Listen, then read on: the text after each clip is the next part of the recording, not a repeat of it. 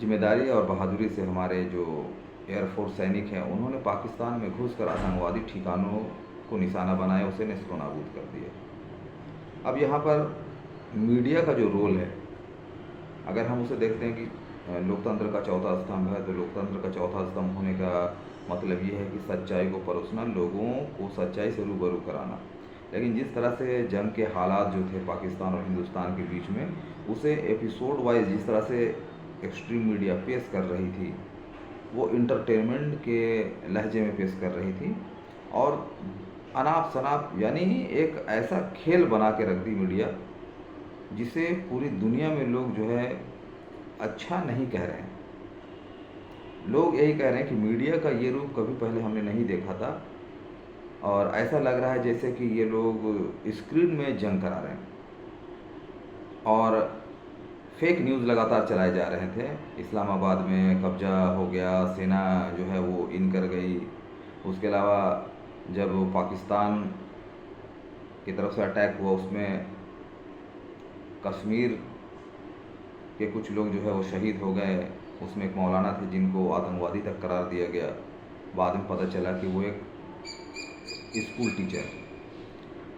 तो इस तरह की घटनाओं को अंजाम जिस तरह से दिया गया मीडिया के द्वारा, ये दुर्भाग्यपूर्ण है।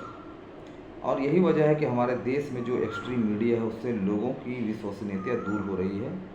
उसके अलावा देखा जाए कि अभी जिस तरह से मोदी सरकार ने जो यूट्यूब चैनल्स हैं, जैसे 4 PM है, प्रसून वाजपेयी उनका चैनल है, और भी कई ऐसे चैनल्स जो हमेशा सच को सामने रखते हैं, उन्हीं बुनियादी चीज़ों को सामने रखते हैं जो देश से जुड़ा है और देश को फ़ायदा पहुंचा सकता है, लोगों से जो है वो सच्चाई को करीब लाया जाता है। ये सारे मीडिया हैं। सोशल मीडिया आज के टाइम में देखा जाए तो बहुत ही इफ़ेक्टिव है, क्योंकि एक्सट्रीम मीडिया जिसे हम आज के टाइम में गोदी मीडिया कहते हैं, वो लोकतंत्र का जो चौथा स्तंभ का जो पावर है उसका गलत इस्तेमाल कर रही है। जिस न्यूज़ को चलाना चाहिए उस न्यूज़ को वो नहीं चलाती है, किसी न किसी के कंट्रोल में है। वो न्यूज़ देखने के बाद ही समझ में आता है, क्योंकि ये मीडिया भी लगातार जब भी कोई न्यूज़ चलाना शुरू करती है तो वो सबसे पहले देखती है कि हिंदू मुस्लिम के टकराव होने के चांसेस है कि नहीं, ताकि हमारा TRP बढ़े।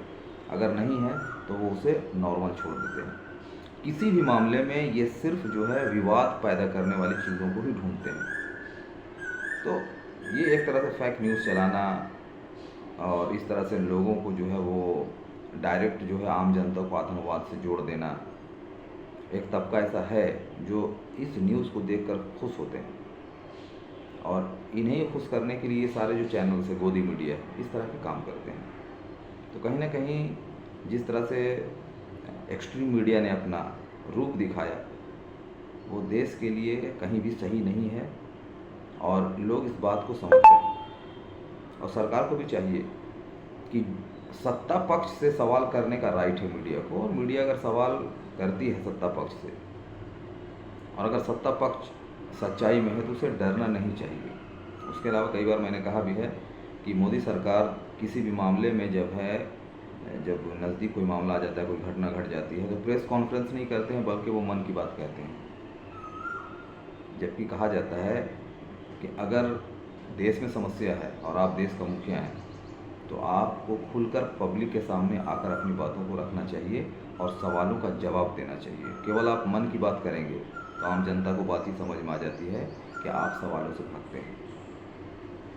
बहरहाल देश की जनता देख रही है जिस तरह से मामला सामने आए हैं। आज अमेरिका के दबाव में सीज़ फायर किया गया है और जैसे ही सीज़ फायर हुआ ये इन्फॉर्मेशन भी अमेरिका की ओर से पहले से आता है। कहा जाता है, मैंने पहले भी कहा है कि जब हम अपना फैसला करने की ताकत किसी दूसरे के हाथों में देते हैं तो गोया हम अपनी लीडरशिप खो देते हैं। तो हम अपना लीडरशिप खोते हुए नज़र आ रहे हैं, इसे संभालने की ज़रूरत है। जय हिंद, जय भारत।